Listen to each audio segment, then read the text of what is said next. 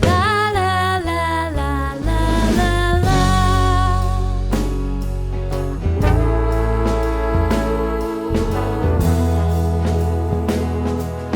La la la la la la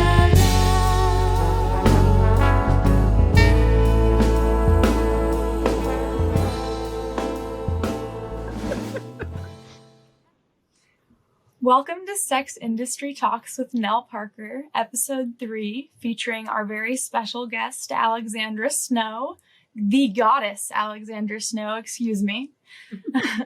I am very excited to have you on the show today. Thank you so much for joining me. You are my first video guest, which is really exciting. So I'm really looking forward to editing this and seeing it all come together. Yeah, I'm so excited. And you look amazing today. I love this necklace that you're wearing. It's so beautiful. Thanks. So I'm a huge fan of your work. How has your day been going? How's everything been for you today? So Sundays are, I usually work a Sunday through Thursday schedule, trying to give myself, like actual days off. And this Sunday is being spent working on the new designs for the new Wicked Eden. And like, dreaming up new designs sounds great, but the actuality of trying to figure out, like, where do these bookshelves go, and how does this furniture fit into this room, and what kind of lighting is the right thing for a place, and how do you do this and that and everything. So I'm like about 5 notebooks in, and I'm meeting with my designer tomorrow. So hopefully we'll be a little closer to getting open. So That's so exciting, though. That's big news. So you're making big steps, big progress. Getting there, at least. Very exciting. So how old are you, and how long have you been working in the adult industry? So I am 38, and I have been in the adult industry for 20 years, 19. Hold on. I was 18 when we got in, so I guess I don't know. I can't count. Every year that number is supposed to keep going up. So I've been in the adult industry my entire adult life. I was, so 18 years, because I was 20 when I got in. And I have been in lots of different parts of the adult industry, but I definitely started as an exotic dancer. And then after a couple of years, I moved into professional domination. That's amazing. Yeah. Can I ask how you feel you've personally changed since you first got into sex work? Ooh, I don't know that it would be possible for me to, for the person I am now, to properly catalog how many different changes and evolutions that I've gone through, both, personally and professionally. I could certainly say that I love the person that I am now, and I'm very glad to be the person I am now. And I almost don't recognize the person that I started out as. That makes sense. I mean, I think you have, we each of us have so much control over allowing our circumstances to either give us opportunities to grow or to wound us in ways that we never heal from. So, Absolutely. I think the magic is figuring out who you want to be and putting yourself on that trajectory, and not letting choosing who you want to be, not allowing the world to tell you who you want to be. So as someone with complex PTSD, trauma has both shaped and informed a lot of my life. And I think that a lot of that has to do with deciding whether or not you are a reflection of the events that have happened to you, or if you choose to become better and more empathetic and deeper and all those things as a result of them. So, it's a very powerful place to be in, and honestly one that took a lot of years of therapy and lots of EMDR. Yeah. Other than your classic hair flip before you start a scene, do you have any rituals before filming content or going into a scene to like get into character? And do you even notice the hair flip anymore, or is it just like automatic?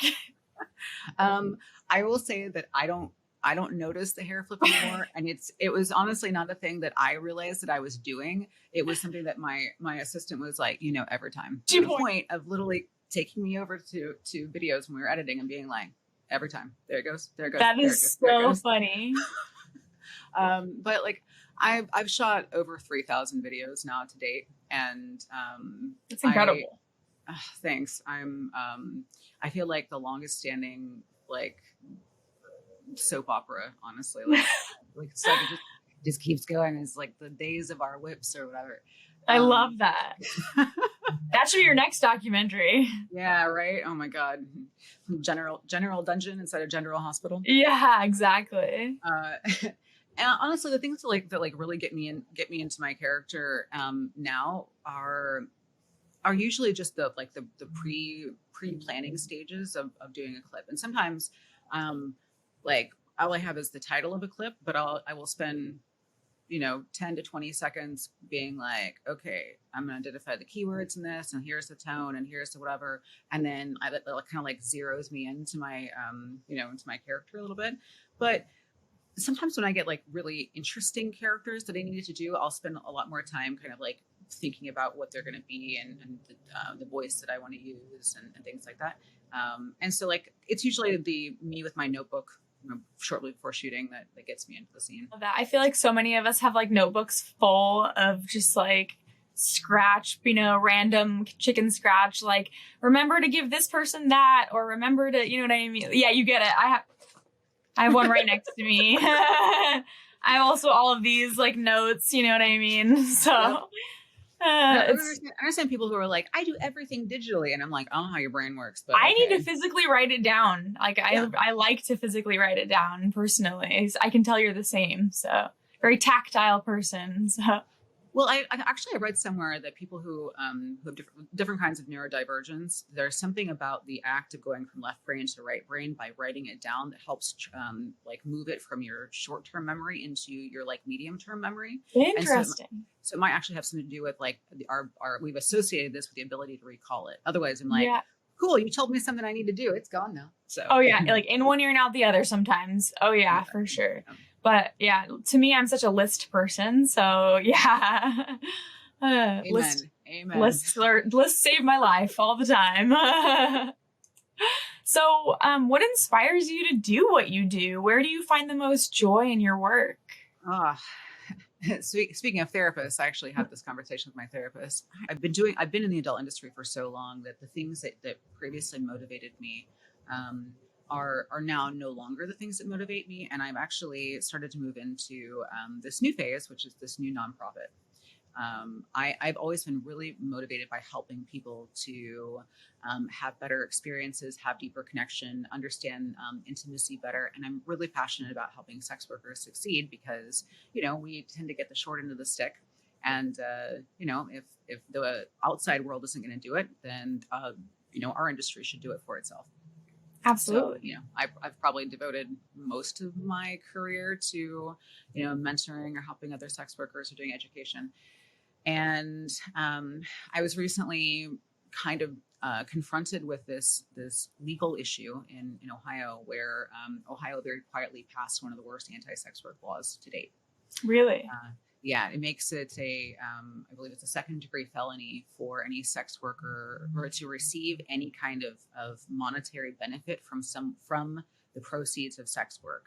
It was somehow designed to help eliminate like trafficking, but it doesn't do any of that. It actually makes it illegal for a sex worker to buy groceries. That is often the case with those bills. It's like they design them to eliminate sex trafficking, and then there are all these little hidden things inside that actually just fuck over the sex work community. And it's not even hidden. The language is so bad, it actually says that all legal sex workers can now also go to jail for paying for anything. That's just appalling. Yeah, and so Ohio has unfortunately in the last several years since our Trump era become a really scary place to live. Yeah, and so on the heels of that is we decided to start this brand new nonprofit to kind of coalesce our interests in like bringing education and resources and like community building and stuff like that for the intersection of like the alternative lifestyle communities, the queer community, and sex workers. I love it. Yeah, and I have honestly ever since this happened, I found like an even bigger passion and joy in my life. And I gotta tell you, everyone who talks to me says that I am just a huge ball of passions wrapped in a skin suit. Like I'm always like find a new thing to do that I'm going to throw my whole heart into. So I'm excited for this one too. You're a very passionate person. I admire that a lot about you. Thanks. It's exhausting sometimes. I'm not gonna lie. Sometimes I Oh, just yeah. want to be like, I want to give no fucks about things and just Yeah. curl up through the book. And they're like, my brain's like, no, but what if you didn't? What if you solved all the world's problems? You give all the fucks and you're like, no, I want to give less fucks. Yeah, I understand that. Oh my God. So here's a kind of fun question. Do you enjoy sleeping beneath the stars, camping, glamping, or staying indoors altogether? I love a good adventure. Okay. And in fact, if you use the word adventure to describe literally anything, even things that are not adventures, I'm already bought into it. So I can just be like, oh, Alex, I got to go on a grocery adventure. Will you go with me? And you'll be like, yeah. Okay, cool. Yep. I'm so excited. Good to know. But like I go to Burning Man and Awesome. I've done all kinds of like various different adventures. Like I've done camper vanning in Iceland, and I've done all kinds of like really rough kinds of camping in South America, and I've done lots of glamping adventures. And so it really depends on the location and what we're doing. I will So tell you're you that flexible. I do go to Burning Man in an RV because I'm getting too old for that shit, and I like to be able to sleep in my air conditioning. It's hard to sleep like on the hard ground too. Like it is not comfortable to be in a tent. Like I'll go tent camping on occasion here and there sometimes, but I know what you mean. Like at some point it's nice to invest in something like an RV. How long have you been going to Burning Man, may I ask? How many times you've been?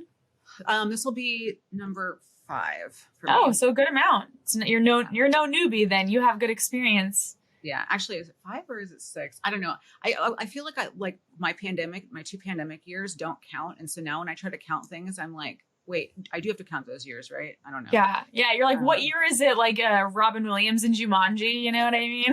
What year is it? 100%. Yeah. So I've done 5 or 6 years, and now every year I'm always taking newbies, and this year for Burning Man, I'm actually taking a bunch of new sex workers. So I'm kind of excited. That's going to be awesome. Yeah. I feel like they're going to have the most fun too. Like those are going to be the most like most fun people to be around. And also they're going to be the most like open-minded people to like bring to things. So it'll be so fun. Yeah. I hope you have a great time. And a bunch of them are actually people who attend my retreats. Oh, awesome. So I already know that they can handle themselves, and that like I don't have to keep them alive. They can keep themselves alive. They're self-sustaining. That's good. Exactly. So you have your nonprofit. May I ask the name of your nonprofit, by the way? My nonprofit is called the Autonomy Project. The Autonomy Project. Oh, that's fantastic. I love it. Thanks. You're passionate about your nonprofit. What else are you interested in? What are your hobbies and passions, like apart from sex work? And do you possess any hidden talents? I don't know how many of them are hidden. You're like, everyone knows about them. I have 3,000 videos. Well, I mean, honestly, I think most of my talent revolves in I'm really good at problem solving. Like I am the person that people come to solve a problem. It's just because I'm really good at like strategic planning. So if it doesn't really matter what it is, if it's like, I need to feed 5,000 cats and I need to figure out how much cat food to get and how to get it there. Like I love a logistical problem, or whether it's, like I need to figure out how to circumvent the laws of the state and still figure out how to do these things. Like to me, they have the same kind of texture of like something that excites me. Yeah. I'm also a mermaid. So I've got an amount of mermaid tails that I don't want to disclose. An amount? I only have one, so apparently I need to step up my game. No, you don't. Listen. Buying those fucking tails it's a sickness, okay? Because you get involved in like these mermaid groups, and like these companies keep coming out with new ones, and you're like, I can just buy another one. I live in Ohio. Yeah, I live in Ohio. There's no bodies of water for me to swim in here, okay, other than swimming pools. So I don't get to swim in that often. But I'm like, I could just buy another one. Ooh, it's a lionfish. That's a poisonous, dangerous fish. That sounds like me, like. Yeah. So you don't. Actually, my best friend and I are both mermaids. And yesterday we were supposed to have a mermaid swim here locally, and it got canceled. And I'm real sad about it. Oh, I'm sorry you didn't get to have your mermaid swim. I hope you get to have one soon. Yeah, I hope so. That sounds really satisfying. Yeah, and so other things I do, like I'm actually a big crafter. I can make just about anything with a hot glue gun. That's amazing. can sew. I'm not quite like to metal work yet, but I'm handy with most things. I've got a huge selection of power tools that I don't use that often, but I can use them, and that's the difference. Nice. And I like to collect weapons and armor. I've got quite a lot of like sharp, pointy things in my house. You have an armory in your house? I have an armory. I'm quite good with the crossbow. Ooh, the crossbow. I want to see that someday. Is there a video of that? Actually, we do have a couple of videos. So I did a video of me as this like huntress character where I'm like running down my prey through the woods. That's awesome. And I terrified my assistant because they were like, listen, we're going to do this shot and you want you to come up and you can go ahead and aim at me, but don't aim at me. Make sure you're aiming well to the side. And I was like so in my character, mind you, like the safety on and everything else. But like I just like leveled up right on top of them. They almost shit themselves and was like, I told you not to do that. And I was like, I'm so sorry. I'm sorry. I would never have hurt you. And they're like, I know, but still don't scare me like that. Yeah, that's so funny. I love that. What type of tea are you drinking, by the way? I think this is it's again matcha. Ooh, matcha, nice. It's a very matcha mug that you're drinking out of, so it gives matcha vibe. So I recently got this this is a gift. It's a self-warming mug, but it's like what? So hold on, it's telling me what temperature my tea is right now. What the fuck? I've never encountered that before. I know, I hadn't either, and so I kind of want to get the bigger one now because this one is not as big as it looks. But like for a person who forgets their tea a lot, yeah, me too. The future is now. Apparently, that's crazy. Yeah, it's called Ember. That's so cool. I gotta look that up. Thank you so much for sharing that with me. Put it on your wish list. Right, I'm definitely putting that on my wish list. That's genius. Are you a tea person? Oh yeah, I love tea. I love coffee and tea. I love beverages. I have like a whole beverage bar. Like I have an espresso machine and a soda stream, and so I'll make THC cocktails and all kinds of, because I don't drink alcohol, but I'll make THC cocktails and all kinds of, different espresso drinks. So oh, that's cool. Yeah, I don't drink alcohol either, and so we have like a big collection of craft sodas. I love that. Craft soda is so good. Yeah, so like I've got like a wine fridge in my fancy ass kitchen, and it's just full of sodas. That's like so fancy, cute. Fancy sodas. That's what my wine fridge would be full of too. I love THC drinks too. I would like to start getting to making them myself, but yeah, because you can get like a syrup. I've gotten syrup from a lot of places, and that's really nice to use to make drinks, because then you can take it and put it into just like a soda, and it's easy because you could put it in like a flask or something. And if you're out and about and you don't want to have alcohol, but your friends are, and you're like, here's my little bit of THC, put it in your Sprite or whatever, you know what I mean? It works great. So oh, that's a good idea. Yeah, I like it personally. But yeah, I love making THC cocktails. I think it's so fun to get creative with them, so. I agree. I'd like to be able to like learn how to distill my own, but I haven't gotten to the place of like taking flour and turning it into things, because I don't smoke flour. I only do distill it. So, and it's another hobby I need with like a head, like a hole in my head, really. Yeah, it's one of those things where you're like, oh, another thing I want to do, but I don't know if I'll ever be able to. Yeah. No. Usually it's like, oh, it's a thing I want to do. Oh, let me get hyper obsessed with it. Hyper obsessed. Yeah, that makes sense. Then let me buy $150 worth of things or more for this hobby that I'm probably going to do like 3 times, and then be like, you know what? It was probably easier if I just bought it from a store. Sometimes it's worth it to learn what it's like to experience making something, though, if that makes sense. Yeah, I agree. I think it gives you a deeper sense of like appreciation for those crafts, if that makes sense. I absolutely agree, which is another one of the reasons that like I have a 3D printer, and wow, that's cool. And printing things into my 3D printer is great. I will never buy a resin 3D printer because printing on those sucks. And so I'm like, I will buy this stuff on Etsy. Honestly, I think learning how to do things is like, will I do this myself? Will I buy it on Etsy? Yeah, it's hard sometimes to gauge. Yeah, the Etsy dilemma. Man, I wish we could just move away from Amazon and Etsy forever. I would love that, and just support smaller people, like businesses and people who are individuals rather than like corporations. That would be amazing. Go We for it. should push for that. Let's make everyone start an Etsy wish list. I don't think they have that right now, but we'll ask them. Well, actually, that's one of the nice things about Throne is that Throne, yeah. Throne integrates with Etsy. So Oh, that's good to know because I've heard some good things about Throne, but I haven't used it yet. So that's really good to know. So I really like it. yeah, because Amazon doxed me, so I don't want to use Amazon anymore. I don't blame you. It's happened to me too. Yeah, I don't trust them. So that's good to know. Throne. I'll have to keep that in mind. Mm-hmm. So other than the amazing things you've already done to broaden people's perspectives about sex work and working as a dominatrix through your work in our community and your documentary, A Wicked Eden, what is the main thing or things that you would change about the adult industry if you were given the opportunity? Like just like magic wand kind of. Yeah, like you had a magic wand, Yeah. no repercussions, magic wand. All right, hold on. No monkey's paw. Hold on. You're like, wait, I gotta hit my, yeah. My dissertation. No. Like, let me get on my soapbox.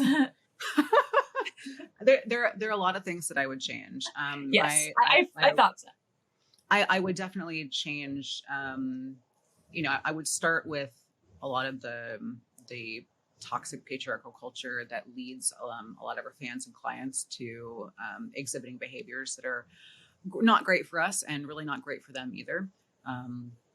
I would definitely also wave a magic wand and try to do away with the catty competitiveness that happens in our industry that I'm seeing more in like the last year than I think I've seen in a long time. Because I quite frankly don't understand it. The pie is big enough for everybody. Absolutely. And I feel like a lot of that stuff is still deeply entrenched in this ideology that a woman's worth is somehow directly related to her appearance or her her relative value to a heterosexual male partner, and it just doesn't have any place in our world, right? Like we should be better than that. The biggest thing I would do, honestly, would be to wave a magic wand and talk about the laws and legalities and stuff around our industry that hamstring us so much. And honestly, after that, I think that everything else would fall into place. I think that corporations and big establishments and stuff would stop marginalizing us if those other pieces weren't really in place. I agree wholeheartedly. Yeah, I'm hoping we can work towards that. I do too, and I think the more and more that society stops seeing us as like tradable commodities and instead sees us as human beings, the better that gets as well. Absolutely, because we aren't objects, and that's just a fact. That is so the truth. I mean, when I will say that for anyone who's listening to this that is kind of on the newer end of sex work and has felt fairly objectified, is that the longer that you do this, the more aggressive you get about not being seen that way, to the point that you no longer do. Like, I very seldomly ever get treated poorly by my fans or my clients anymore, ever. And it's because they know that if they were to do so, they would lose the privilege and opportunity to interact with me. And so the more you kind of toe your line, not aggressively, you don't have to be like, you're not putting like a head on a pike out front of your dungeon. Yeah, exactly. It doesn't have to be hostile, but like the more that you remove the privilege of being able to be close to you on any level, the more that their behaviors do change, and the more that like the really, really good ones find you. I really appreciated that you spoke clearly in your documentary with your protege about establishing boundaries in relationships and dynamics.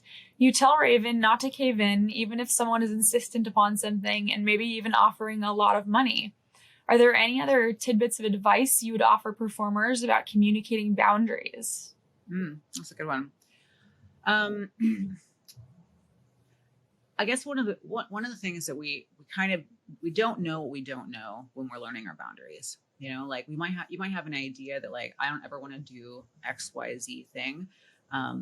But a lot of times you kind of don't know how you're going to feel about something until you're in the middle of it. And so understanding and learning about your own boundaries is an evolving process. And it's okay for you to start out with one set of boundaries and for those things to change. And it's also okay for you to come out and say, like, so you come out doing videos and you're like, I no longer want to do triple anal hardcore penetration. And your fans are like, well, what? You did that before. And it's perfectly okay to say, I know, but I don't want to do it now. And that like I'm evolving past that place. And I think that for any performer, understanding that your own evolution is one that will change over time, you get to change. You get to change your mind. You get to reinvent yourself. You could do all those things. And here's the thing: we live under this like fear that somehow every time you reinvent yourself, it's going to dramatically affect your ability to make money. It will not. The more times you evolve as a person, the more times that like you kind of sink into what feels good for you and like really embrace it, the more that people who are into what you're into will find you too. So, don't be afraid to be your next best self. You talk about the value of sex work in your documentary and how it can be incredibly nourishing. Something I love to see you use that term for, nourishing, because it truly can be. Mm-hmm. Many people still don't grasp what we do as real work, and truly valuable and important work at that. How would you like to see the general public's view of sex work shift? If you could educate everyone about sex work itself, what is the most important thing you'd want to get across to the general population? I guess one of the biggest thing I would want people to understand is that the sex work is work and it's valid. So that's obviously step one. But the next one is that there's lots of different kinds of sex work. And some of those things are therapeutic. Some of those things are nourishing. Some of those things are healing. Some of those things are entertainment. There are lots of different ways to do sex work, and they're all like, and there's all kinds of valid reasons to do sex work, and different people who occupy those different places, and they're all completely valid and important.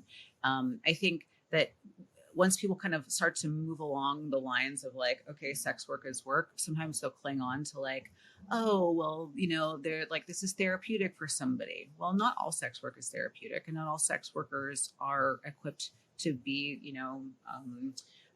essentially therapists, scantily clad therapists. And, the same way that like not all sex work is like super spicy. Some sex work is like cuddling. And it needs to just be valid that we validate the entire whole of what this encompasses and all the people that do it, and allow that to just be okay and for it all to be valid. So that's my hot take. From the documentary, it sounds like your sister is really supportive of what you do now that she understands it fully. I was curious, is the rest of your family as accepting of your career now that you've come out to the world about what you do? My near family, actually, most of my family that I'm still in contact with are all very supportive. So what I don't talk about in the documentary is I was actually raised Mormon. Really? And it's funny to me, like the longer I've been a sex worker, the more like very puritanical religious upbringings that I found are common with a lot of us. And so there are certain parts of my family that are still very, very religious, and we don't talk. And the other parts of my family are incredibly supportive. I think even my religious parts of my family, if I were to like call one of them and say like I was in a dire strait or something, they'd be like, they would come to my aid. Yeah. We just don't do family Christmases and things like that. That makes sense. You know what I mean? But I've actually although I love my family, I think that the chosen family that I've created in sex work is one that I wouldn't trade for the world. And so, I kind of think of that as my family. I love my sister. My sister is an amazing human being. And I have two brothers too. My one brother lives in Japan, and my other brother lives in Kansas. Poor thing. And yeah, I know.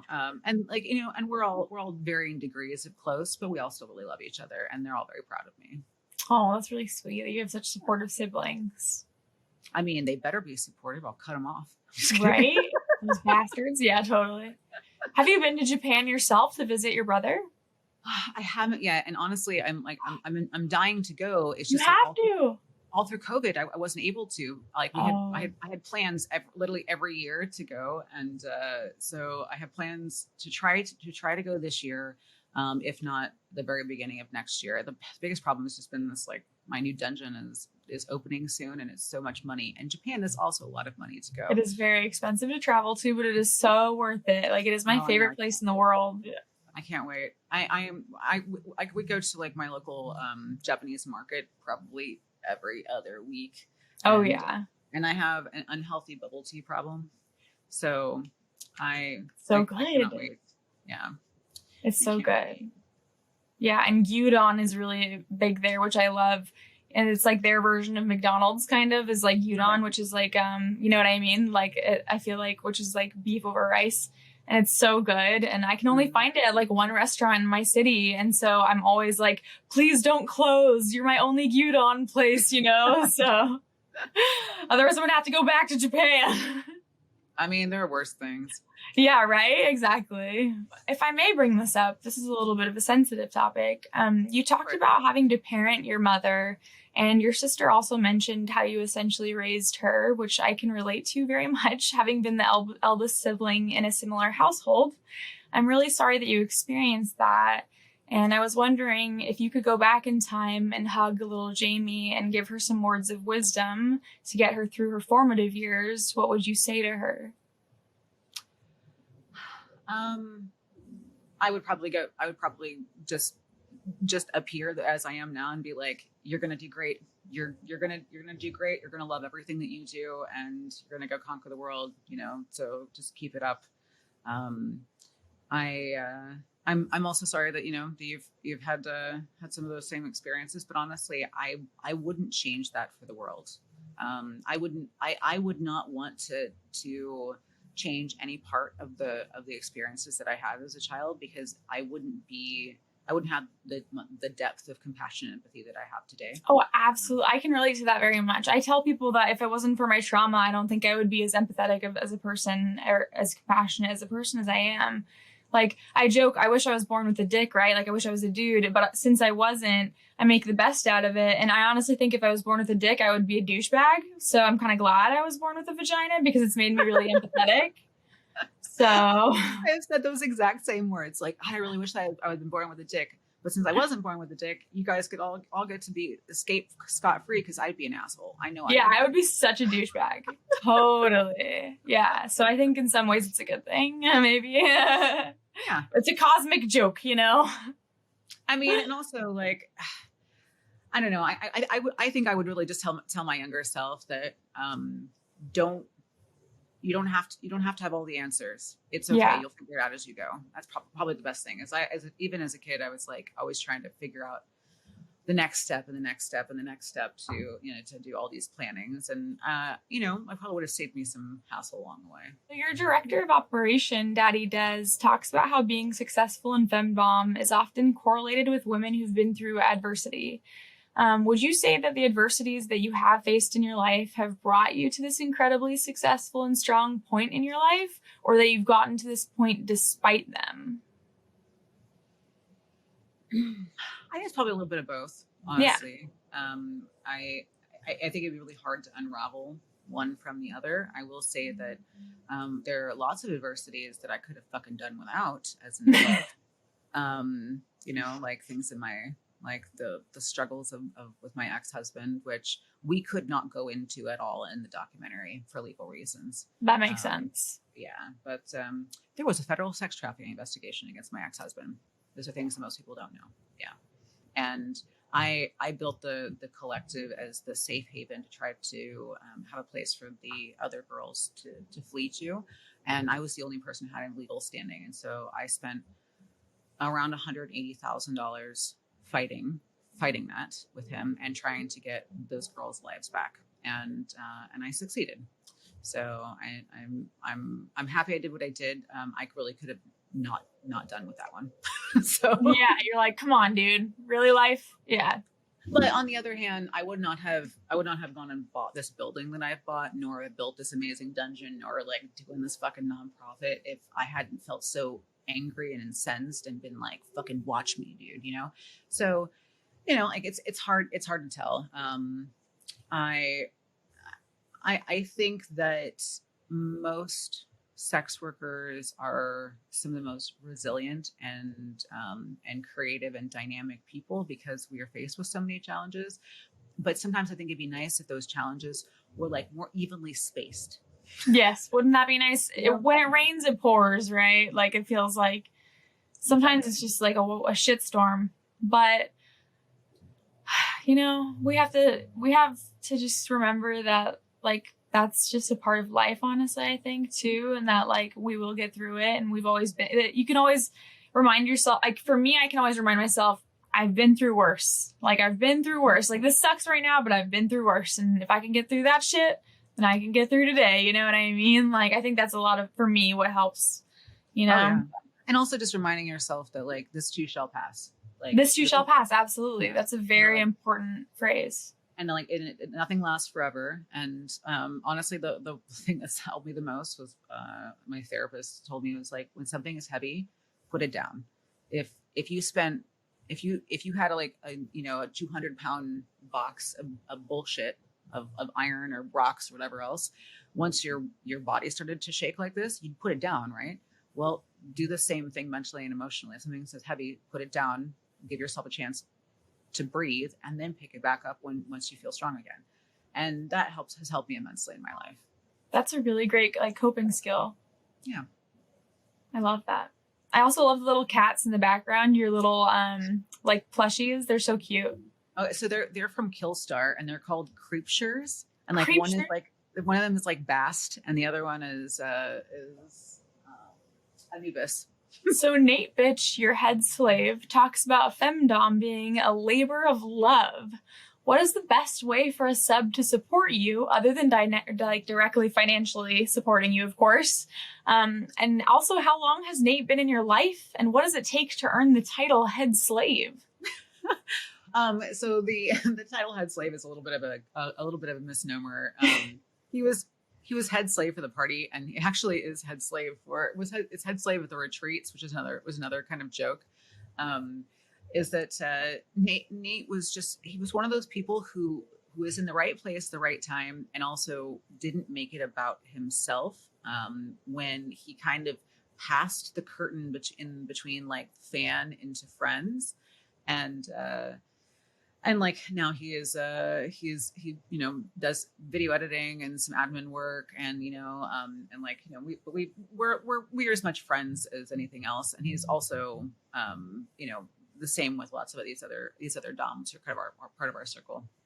But I've only ever seen Nate do that, to be honest. I like to consider lots of like my slaves are also my friends, because I don't think that that familiarity, if it's done correctly, actually disrupts a DS dynamic. I think it could bring a lot of value to it. It's just that you have to navigate it with a little bit more finesse. And like I want to be able to feel comfortable and natural with my submissives. I don't want it to be role playing and play acting all the time. But like we both understand, like everybody has their place. But I guess the best thing that a submissive can do is to put the work in and being consistent with their communications with me. And that's where I'm going to start to feel comfortable enough to like maybe take the next steps. Because everybody says like, I want to marry you. And it's like, well, A, I'm not marrying anybody ever again. And You're B, like, fuck that. and B, how about no? So, like it takes on average 2 years of someone serving me before I will consider collaring them. And so like that's a long haul thing. And a lot of guys want the quick fix kind of validation. And yeah. And I'm not about that life. So I imagine that you get guys coming to you all the time, just like, I want you to have my chastity key, and they don't pay you, and they're just like all, you know what I mean? Like all the time because of what you do, right? And so that's got to be hard to be like, I don't do this for fun. Like I do it for fun. Yes, I enjoy it, but at the same time, I don't do it for this is my job, like. There's the reason why you can't contact me on literally any platform for free anymore. It's smart. That's just the way. Like, and guys are like, oh my god, but I have to pay you per DM, and it's like, it's my job, fuckhead. Like, yeah, it's my job. It takes me time and emotional energy to respond to you. So yeah, you deserve to pay me. Yeah. And at some point, if you play your cards right, then you can become my friend and my submissive. And until then, this is the obstacle course that you need to get through. Yeah. And that's it. Like That's the game. Something that I would really love to touch on, one of your submissives, Mo, talks about wishing our society as a whole would be more comfortable and honest about their sexual desires. I really loved this, and I think it's so important in our work to normalize talking about things like sex and pleasure, gender, sexuality, and the spectrums contained within those things. It is very apparent in your art and your work that you enjoy helping people embrace their sexuality and their natural kinkiness, and that's a key component to your brand. What are some other core philosophies of your brand? Personal autonomy is a big one, hence the Autonomy Project. Because I believe that we can't do anything mindfully until we have full ownership of ourselves, of our bodies, of our feelings, of our thoughts, and helping someone to arrive at self-awareness, so that they can begin to have full autonomy, to be able to have full consent to a thing, or to be able to say no to something, or know what they're saying no to, or to know what they're saying yes to. I think is such an important premise. I'm a huge fan of enthusiastic consent. And I think that giving people more language to be able to talk about the things that they want and they need, and like helping people arrive at such a good like connective, playing field is really important too. I don't know. And the older I get, I think some core components of my brand are also that, like, it's a put up or shut up sort of thing. I feel like I was a very nice person for a long time, and that's not true. I've never been a nice person. You're funny. I was a much more gentle person for a long time, and I'm not quite that way anymore. I don't give out I believe in helping people, but my help isn't free. And, my time isn't free. My expertise isn't free, and I no longer pour energy into any kind of relationship, whether it's a friendship or a romantic relationship or a relationship with a client or a fan or anything else, unless that energy is reciprocated. It needs to be a two-way street. You got it. And, it took me a lot of years of my life to learn. And I'm not saying that I'm the best at it, but I'm definitely a lot better than I used to be. Something else that's really important that I would love to talk about. We desperately need to have a more comprehensive sex education program in our educational system, as Emily Pryor addresses in your documentary. Things like consent, as you mentioned, bodily autonomy as well, and communication need to be taught at a young age. People often say that we as sex workers and or members of the LGBTQ plus community are grooming children or indoctrinating them by teaching them things about sex and boundaries at a young age, when in reality, we are trying to give them the tools and the agency they need in order to live a fully healthy life. This is obviously an ignorant viewpoint. Nonetheless, it comes up again and again for us. And so I'm curious, what would you like to say about the importance of the importance of sex education to the masses? I mean, I do not think that there are very few things that are more important than being able to teach kids about sex and agency and autonomy and all these things, because it shapes and informs so much of your life, right? And I don't know if they want to say that we're indoctrinating kids. If we're helping to indoctrinate them into being whole, healthy human beings who have agency over what they get to do with their bodies and then who they are and like how they identify, then okay, that's it. Find me. I'll call it whatever you want. But like, I would like to see the next generation of young people not go through the same hell that we went through. I just don't. Like I was, queer identifying, I was lesbian identifying throughout my early teens, and I lived in the deep South. The high school that I went to still flew the Confederate flag above the school. Holy shit! Yeah, and my first girlfriend and I were terrified to ever let anyone know that we were dating. We would sneak off in like second period and meet up to make out in the bathroom. Cute. How romantic. I know, it was so cute, It was like it was our stall, Oh. And yet, like both of us had to pretend very hard that we had like of these things, or face like actual physical persecution. And like most people, I'm glad that like this is becoming less and less. but it's still not going away. And I'd like to see it go away entirely, where, you know, like you get to be able to be yourself. And honestly, I probably would have spent so much less of my life feeling confused about my own gender identity and my sexual identity. And I'm an actual sex worker. Like, I live in the world of this, right? Like, who has more agency than a professional dominatrix? So if I went through that struggle, I can't imagine how much struggle it would be for someone else.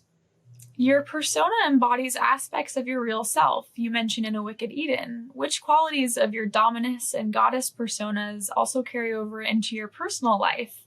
Which aspects of Alexandra that are important to you are also important to Jamie?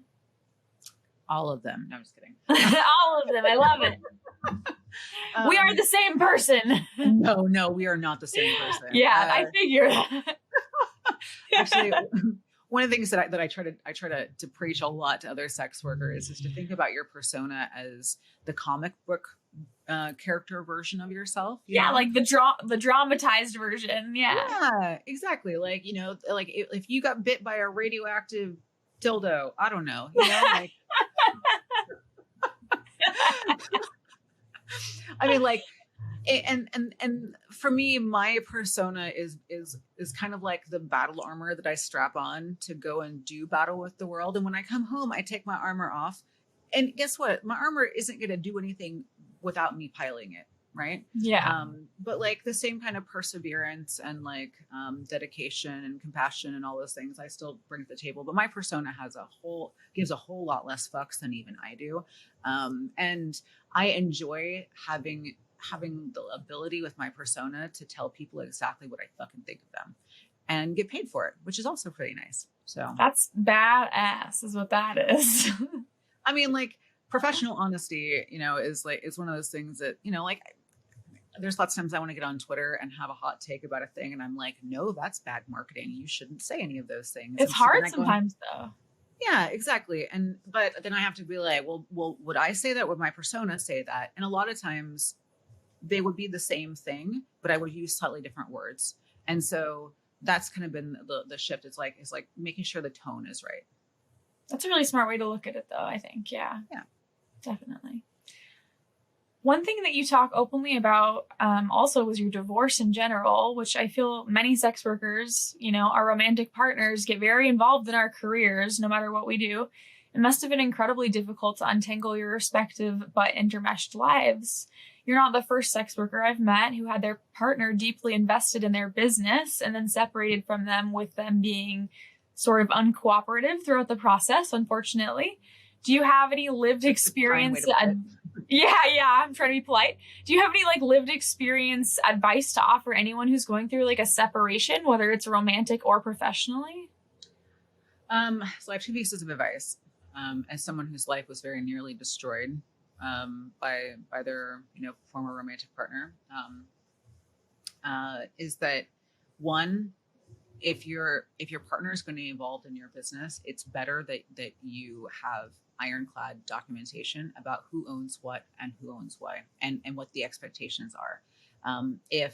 When we kind of get into, you know, into things, it's easy for our partners to kind of be like, I'm going to help you, right? And maybe they do, but the moment that real money starts happening, and money is almost always the root of these things, is where problems start to occur. And so if you were to separate your personal relationship and instead only address it as if you were both working for the same company, and you had very, you know, strict kinds of boundaries about who does what and how much money is paid and all those things, it becomes much easier to manage. And the other thing is that like, you have to have like limitations between your personal relationships and your professional relationships, meaning that like, so many of these things happen because you bring your work home, or you're working from home, and so you never really stop working, and you need to be able to have that dividing line, right? And so when you're separating from someone, especially if there's like a lot of legal issues involved, you're going to learn a lot of hard lessons about having things be in your name. If you, the sex worker, are the forward-facing entity and of the business, then your IP should belong to you, because no matter what that person tells you that their value is in that company, the company cannot exist without you, right? Like, your name should belong to you. Your copyright should belong to you and all of those things. And really, you should be hiring that person, whether they're a partner or not, to help perform different roles as if you were hiring somebody else. If you can't make that happen, then you're going to find out the hard way that resentments happen and conflicts happen. And when somebody goes to leave, they're going to want a bigger share of the pie than you think that they're entitled to, because they believe that they were instrumental in helping build you. And that's really hard. That's really difficult. Yeah. I highly recommend getting good prenups. And I highly recommend never allowing your business to become a marital asset ever. Yeah. Don't ever do it. Regardless of like what the ins and outs of your relationships are. That's good. This is a person whose life was nearly destroyed because of it. For most other people, would not have been able to recover the way that I did. And I feel very fortunate and very humbled by the whole experience. Yeah, that makes sense. But you've really handled it with such beauty and grace. Like, honestly, I know it's been really difficult, but you're an inspiration to many people. And I hope you know that. So thank you. I try really hard to be an inspiration, but sometimes I'm like, I don't know why you guys like me so much. I'm just over here bumbling around trying to do stuff. Dude, we all get imposter syndrome. You could be having like the best day ever and still be like, I don't deserve this. You know what I mean? Like in this job, I feel like we all get imposter syndrome sometimes. So I feel like that's normal. I mean, honestly, for me, it's just like, I kind of just kind of look around and I'm like, well, nobody else is doing this thing. Should I just do the thing? Does everybody want me to? I feel like I'm like a person who walks in the room who's like, did you see this thing is broken? Should we fix the thing? Everybody's like, I don't know how to fix it. And I'm like, okay, I guess I'll fix it. And everybody's like, thank you so much. And I'm like, no, just if the thing was broken, I'm just trying to help. Okay? I'm just trying to fix it. Yeah, I'm just trying to help. I'm just trying to figure it out. Totally. How are you currently feeling about the topic of reproductive rights and the state of our political climate? How does that rope into being a sex worker for you? And do you mind sharing anything about how this has impacted you on a personal level? Oh man. Yeah, you open up a big can of worms. So I live in Ohio, and last year Ohio jumped on board with the whole abortion banning thing. In fact, we are not quite as bad as Texas, but we're close second. You know, my doctor came to me and said, "Hey, it's possible that they could make it so that the insurance companies don't cover birth control by the end of the year." We're hearing a lot about this. Wow. And you know, like, I have pretty severe PCOS. And so, and the severity of my PCOS is one that, like, I knew that I would never be able to have children. And so, I kind of never wanted kids either. I was like, I have cats. And I help cats fill the void. Yeah, exactly. And so, I never really thought about being a problem for me, but being able to take birth control for keeping my PCOS symptoms in check was a big deal. And then the other part is that my my doctor, who is really big on autonomy, was like, you know, I know that you're a sex worker. How safe do you feel in your job? And I was like, as professional dominatrix, I feel pretty fucking safe. You know, like, I've built a pretty aggressive image and lots of safety precautions and stuff. I have in my the past of my career have been assaulted and things like that. But it's been a long time since that's happened. But the truth of the matter is that, like, as a sex worker, as a like femme presenting human with big boobs and, you know, fairly feminine features and stuff, my chances of being raped, not just in my job, but like in the world, are much higher than they should be. Right. And, you know, and my doctor's like, in Ohio, if you were to be raped, you would be forced to carry a rapist child under these new laws. And they did it to a 12-year-old girl who was incestually raped. And I said, how fast can I get my tubes up? And in fact, I think when I first met you, was it Why Not? I think so, yeah. I was 5 days out of my tubal surgery. Oh my God. Yeah, I should not have been doing that show, but that was I shouldn't have either, because I just had a concussion. I was just in a car accident right before. So you and I were just messes together.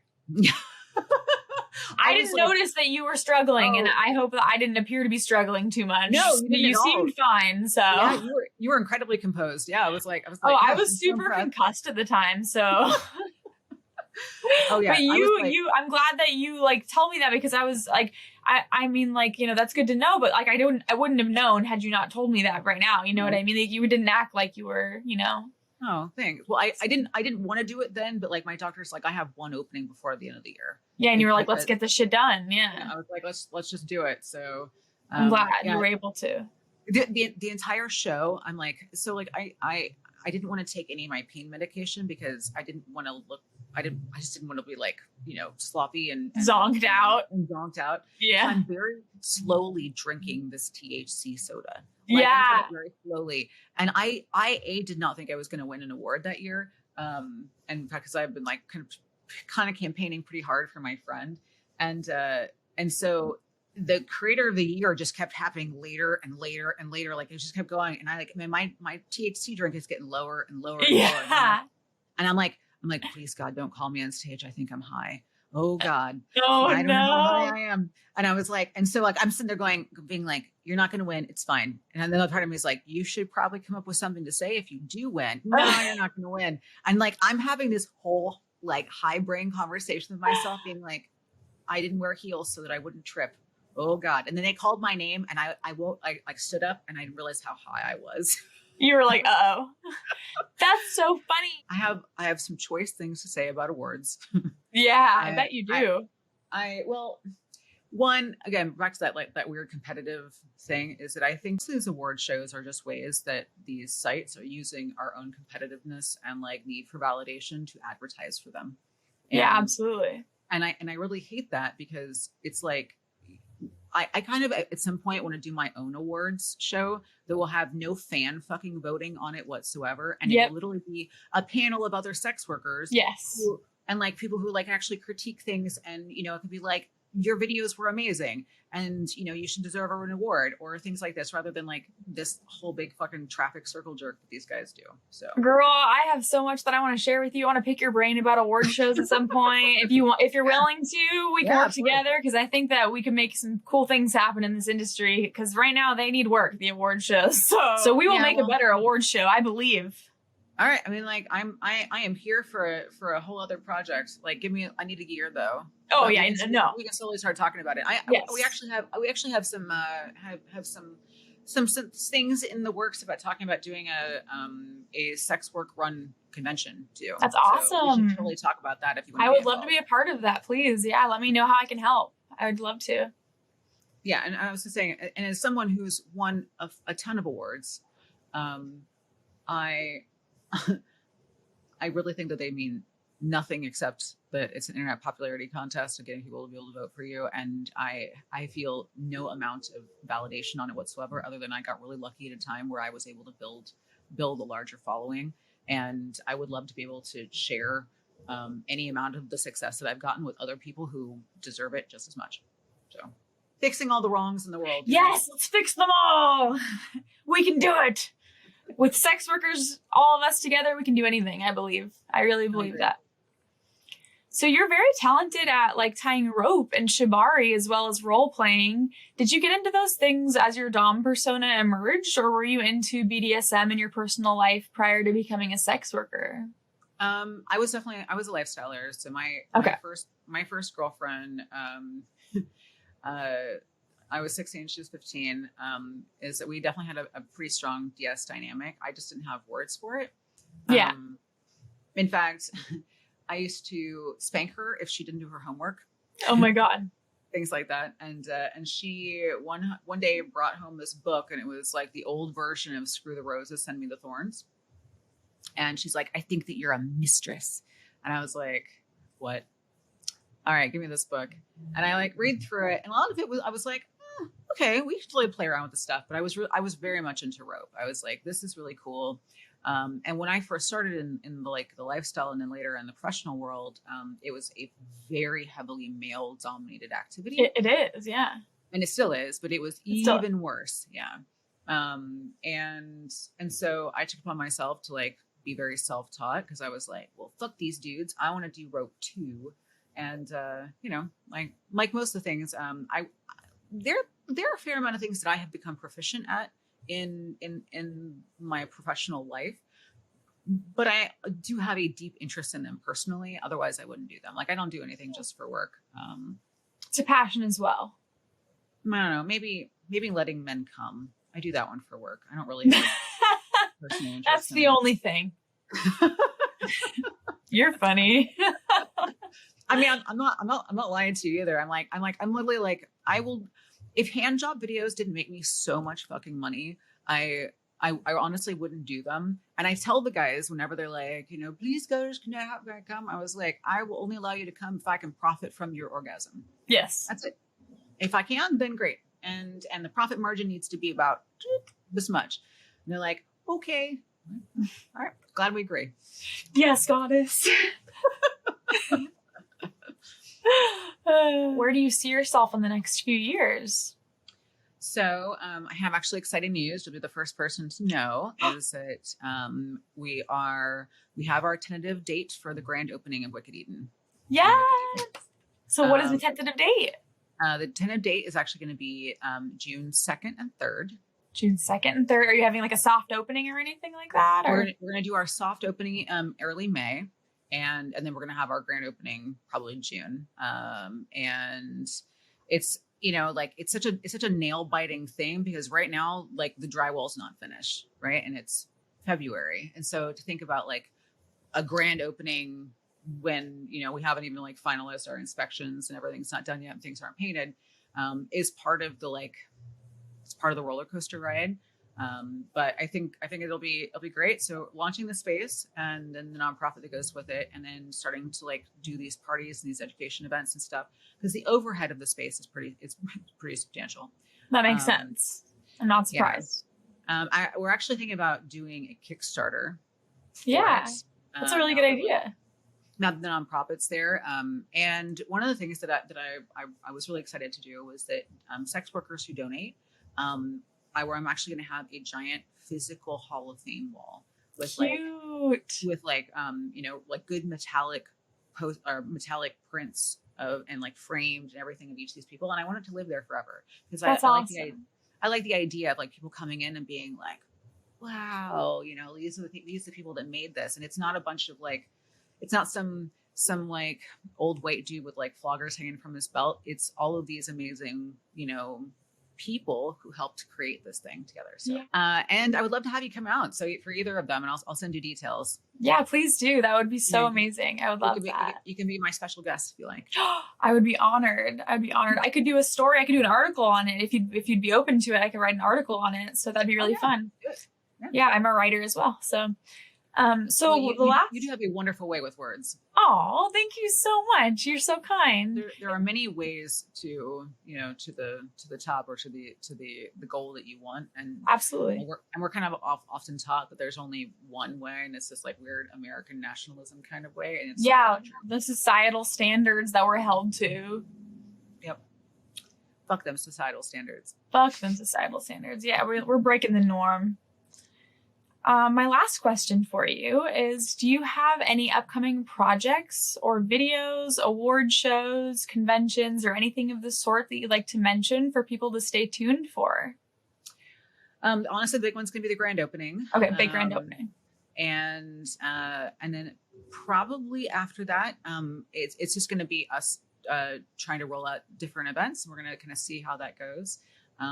Probably the next most exciting thing for most sex workers is that my classes, I did an entire like creators course a couple of years ago, are really popular, and I am about to come back to doing more courses. That's awesome. And you so offer that through your site? Yeah. So the website for that is Wicked Alliance. Okay. And so this time around, instead of doing individual classes, I'm actually going to do entire courses. Very cool. Like doing an entire course on the A to Z of running a fan club. And I give out so much educational material. Like every one of my classes came with like a 30-page ebook and like that's all amazing. the spreadsheets and everything else, because like most of this information you can find online. I want to make sure that if I'm giving you information that it's actionable. I want to give you like an actual piece of thing to like that you can come away with, not just like, if you believe in yourself, you can make as much money as you Yeah. want. You know? Like accessible tools. Yeah. You got it. Yeah. So I'm really excited for those. And then I also run these retreats for sex workers. My retreats are pretty competitive to get in. There's always like they tend to sell out pretty fast, but the website for those is wicked-retreats.com. Okay. And there's a mailing list on there. And when we open up our spots, I will basically I always give like the previous years, they go like 48 hours to book, and then everybody else gets to book. So if that's something like going in, hanging out in paradise with other sex workers and making content and doing classes and stuff sounds like a cool thing you want to do, then I would. Yeah, that's amazing. How often do you do the retreats? How long have you been doing that for? So this will be year 3. Okay. The first year I did one in Hawaii, and then realized it was very problematic, and we were not going to go back to Hawaii. Hawaii natives would like us to stay out. Yeah. And as an Indigenous person, I also would like a lot to do that. Yeah, you're like, I want to do the right thing. Yeah, totally. Yeah, so we did Mexico for this one, and we'll probably do Mexico again. We're about 45 minutes outside of Tulum, so we pick like really cool jungly, like atmospheres and stuff, and we buy out the whole place. That sounds like a great time. Wow. Yeah. How exciting. When is the next retreat going to happen? It'll probably be in November. Okay. And depending on how things go, I usually try to open up tickets about 6 months ahead of time. Gotcha. So, because I like to give people a chance to like do the payment plan and all that stuff. That's really smart of you to do that way. Yeah, I think that's great. Thank you. Yeah. Thank you for letting me know about that. Thank you so much for all these amazing little tidbits of advice as well. I feel like I've learned so much, and I hope everyone else has learned like an immense amount from this interview. You are just a wealth of knowledge. You are amazing. Everyone make sure to follow Goddess Alexandra Snow on social media. See her links at the end of the video. And thank you so much for watching, everyone. Thank you, Alex, for joining us. It was such a pleasure to chat with you. You are an amazing human. Oh, thank you. Thank you. Thank you.